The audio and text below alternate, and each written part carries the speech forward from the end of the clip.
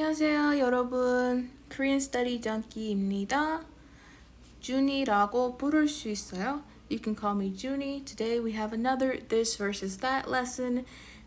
You might notice it looks a little different than usual. Instead of working from a Google Doc, this time I'm actually just on my website, on my blog, and we'll see how this goes. So, yeah, as you can see, usually when I'm making a blog post, I like to put in a funny or cute little GIF before I actually get to all the information. So we're looking at 거예요 versus 개요. A slight but important difference. When it comes to these two, they both, if you were to translate them, can mean will do something, but it's quite different when you should use each one of them. And they cannot be used interchangeably for the most part. So, and yes, they're both future tense endings. Let's just go ahead and get into it. So, I'm gonna do 개요 first. I feel like more people are familiar with 거예요, but I will start with this one. 개요. So, although this is similar to 거예요, this one is also translated as will do, but you can only use it in the first person. Meaning, you can only say that I will do something. I can't say that Minjun will do something. I can't say that my mom, my dad will do something. It only can be used by I or me, first person, right? So, here's a little conjugation. If a verb stem ends with a vowel, or if it ends with a rir, L, we'll do the one L plus kale. So 보다, we take off the da, we get 보 by itself, and we'll attach 을게요, 볼게요. I will watch, I will look at, I will see, 볼게요, 볼게요. 만들다, to make.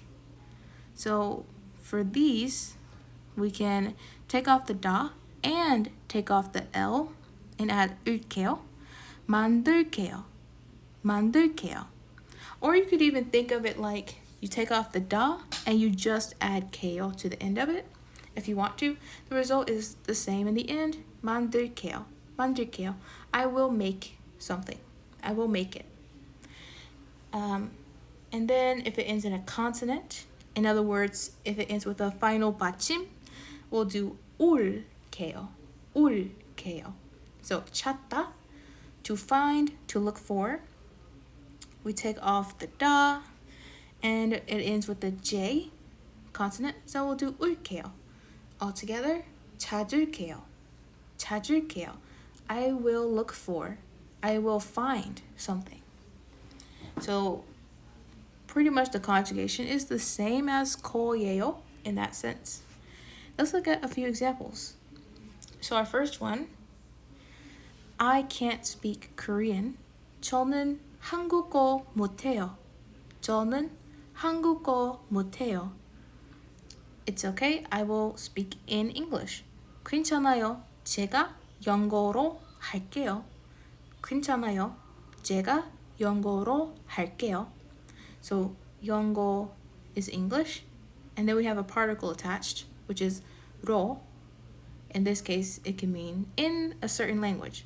영어로, in English, 한국어로, in Korean, let's say 프랑스어로, 프랑스어로. Maybe that was a bad example, but in French, 프랑스어로, any language plus 로, basically. And 할게요. Notice that when Koreans talk about speaking a language, they usually only use the word 하다. So 영어 해요, I speak English. 영어 못해요, I can't speak English. They usually only use the 하다 verb plus the language plus the 하다 verb, instead of 말하다, which if we translated 말하다 does mean to speak, but it will be a little more natural if we only use 하다, if you know what I'm saying. So instead of saying 한국어 말할 수 있어요, which is a perfect sentence, perfectly fine, it could be a tiny bit more natural to just say 한국어를 할 수 있어요 without 말하다. Okay, rambling a little bit. Next example. 야, 지금도 아무것도 안 해? 오늘도 집안일 안 할 거야? Hey, you're not doing anything even now? You're not gonna do the chores today either? So let's break this down. 야, hey, 지금도 even now, 아무것도, anything, nothing, 안 해, not doing.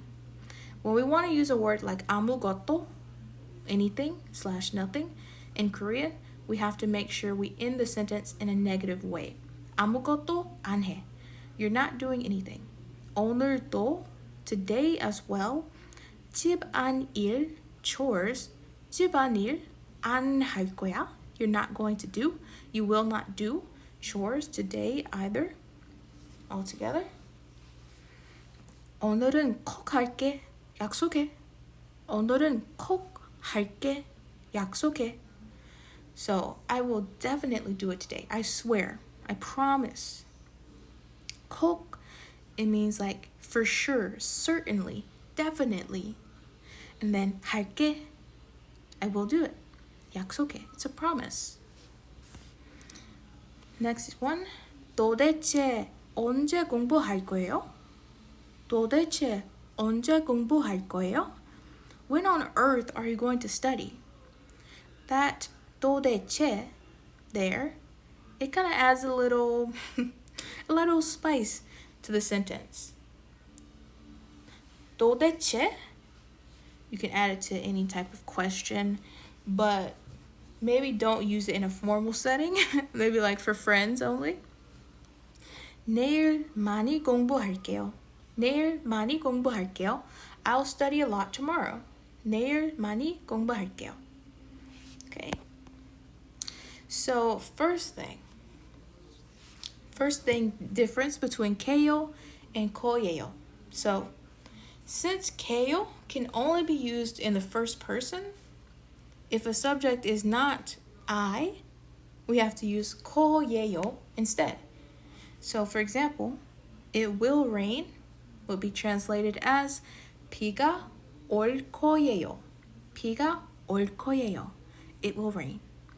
You could not use the 케요 ending for this. 비가 올게요 is incorrect. That's because 비, in this case, is the subject, which is not I. Only I can be used with 케요. Side note, you'll probably see 이 and 가 used a lot when it comes to the 케요 ending. So 제가 and 내가, you'll probably see a lot in paired up with KO. And the next thing is questions. So you always use the koyeo ending for questions because that when you ask a question, the subject then becomes you usually, which is not first person. That would be second person. It's not I, unless you're asking a question to yourself, I guess. So for example, what are you going to eat? 뭘 먹을 거예요? 뭘 먹을 거예요? So I couldn't say 뭘 먹을게요. That would be incorrect because it can only be used in first person. Next example, where are you going to meet? Where will you meet? 어디서 만날 거예요? 어디서 만날 거예요? Again, we can't say 어디서 만날게요. That would be incorrect. And this KO ending, you can kind of see in the examples above, but it's like a promise to the person you're talking to. And in that way, it's used to usually respond to what someone else says. So it's usually used in response to something and not just unprompted. Is it used, you don't just say it out of nowhere. Usually in response to someone's action or something someone said to you. Korean being a context-heavy language and also a language where you need to read between the lines, this is the type of scenario we can imagine. This example right here. Let's say that someone is trying to put something away, like a box away, but it's difficult because the box is big or it's heavy or something like that. So imagine person A is got the box, they're on like a little step stool and they're trying to put it on top of a shelf. And they're like, 이거 너무 어려워요. 이거 너무 어려워요. This is too difficult. And then B, who is maybe doing something else in the next room, walks over and they say, 제가 도와줄게요. 제가 도와줄게요. I'll help you. So notice person A wasn't like, 도와주세요, please help me. They didn't ask for help directly. They just said, this is difficult. And they are expecting person B to be like offering help, right? That type of scenario happens a lot in Korea, in Korean language, in Korean culture, where they don't say something directly. They say things they say things indirectly, and then they expect you to take some kind of action, or at least to offer help or offer something, even if they're not going to accept it. So, 이거 너무 어려워요. 제가 도와줄게요. Like I said, 제가 and 내가 are often used paired together with the KO ending. Here's another example. The dishes got piled up like this. It's too many. 접시 이렇게 쌓여 있어. 너무 많다. And then B is like maybe sitting at the table doing something and they say, 내가 설거지를 할게. 그냥 쉬어. 내가 설거지를 할게. 그냥 쉬어. Just relax. Just relax. Why can't I say this? I'll do the dishes. Just relax. Okay. So once again, we have a scenario where we didn't really ask for help, but we said something out loud, and we are indirectly wanting B to at least offer their help. So 접시 is a dish or dishes. 이렇게, like this, 쌓여 있다, to get piled up, to be piled up. 너무 많다, it's too many, too much. 설거지, so 설거지를 하다 means to do the dishes, to wash the dishes. So 내가 설거지를 할게. I'll do the dishes, I'll wash the dishes. Just 그냥 relax, 쉬어. Okay. So a promise to the other person that we're talking to. We use KO. I have a little bit of a practice section here for you guys too, so you can pause the video here and practice it. But I'm just going to go ahead right away and walk through these. I'll clean the house today, which is a promise to the other person, I'm assuming. So 집을 청소할게요. 저는, I guess it would be 제가 집을 청소할게요. 제가 집을 청소할게요. Or if it's informal, 내가 집을 청소할게. 내가 집을 청소할게. Technically, you can use 내가 and you can use the 할게요, 요 ending, but yeah, it's up to you. I'll order first. First is 먼저. First before anything else. 먼저 주문할게요. 먼저 주문할게요. Okay, I've taken the time to write them out. 제가 집을 청소할게요. 내가 먼저 주문할게. And I'll buy the coffee this time. 이번에 제가 커피를 살게요. 커피를 살게. The way that we can use KO is to show the person you're talking to that you are aware of them. So when Koreans are leaving a place or a gathering, and before the actual end time of it, leaving early, they might say, 저 먼저 갈게요. I'll leave first. It's kind of like being kind of polite, you know. If you don't mind, I'm gonna take my leave first. 저 먼저 갈게요. So in this type of context, using koyeyo could feel rude because it can feel like premeditated, like you've been planning to leave in advance or something like that, which kind of gives the feeling like you didn't want to be there. So in this type of context, you want to make sure to use keyo. I and ga are used a lot with the keyo ending, and that's because that puts the emphasis on the fact that I am planning to do something, or I will do something. You can look at the video I made about 제가 versus 저는 to know the difference, but here's the cliff notes. If we're using ga, it puts the focus on everything before it, which would in this case be I. And 는 puts the focus on everything after it. Okay. In conclusion, it's pretty simple. Usually it's used in response to someone else in order to promise or do something for them.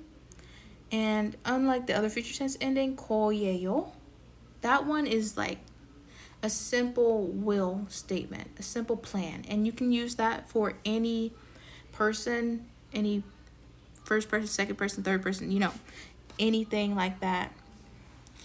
And yeah, KO is a little bit stronger in that it's a promise to the person you're talking to, the listener. And it shows like a strong intention to do something. So before we end, with all of that in mind, let's go back to examples. Now that we know it's a promise or a strong intention. So in this first example, it's okay, I will speak in English. 괜찮아요. 제가 영어로 할게요. I will speak in English. Speaking of this one too, this one's also not directly asking someone to do something, but assuming that they will correct themselves. Like, oh, I can't speak Korean. Instead of saying, can you speak English or please speak in English, they say, 한국어 못해요. I can't speak Korean. And then they expect person B to fix that situation, rectify it. So they say, 제가 영어로 할게요. Right? The second one, they're saying you weren't even doing anything. You're not doing any chores today. You didn't do anything the other day. And so person B is making a promise to them. They're saying 오늘은 꼭 할게. I'll definitely do it today. And then this third one here is also something similar, a promise. Like, when on earth are you going to study? You've been putting it off forever. So person B makes a promise. 내일 많이 공부할게요. A promise and a strong intention that they will study tomorrow. I'll link below this blog lesson that I've made in case you guys are interested in having a quick reference, or you want to copy and paste it, like post it in your notes, your digital notes or whatever. So I have plenty more videos like this breaking down the difference between two or more concepts, and I'll leave a link to a playlist somewhere on the screen. I'll also embed the next lesson, which I think will go really well. If you wanted to know about koyeyo and keyo, you'll probably also be curious about this next lesson. I have linked here at the end, and then please leave a comment if you learned something new, if you have any questions, or you just want to practice making a sentence with one of these concepts, and I'll check it for you. Leave a like on the way out to help YouTube know to show this to people who need it, and subscribe to see more videos like this. I've got a lot more videos coming. I don't plan on slowing down now that I know it's okay for me to make ugly looking videos like this one. I'm just gonna keep pushing them out and we'll see how it goes. Yeah, I'll see you in the next video. 잘 가요. 다음에 봐요.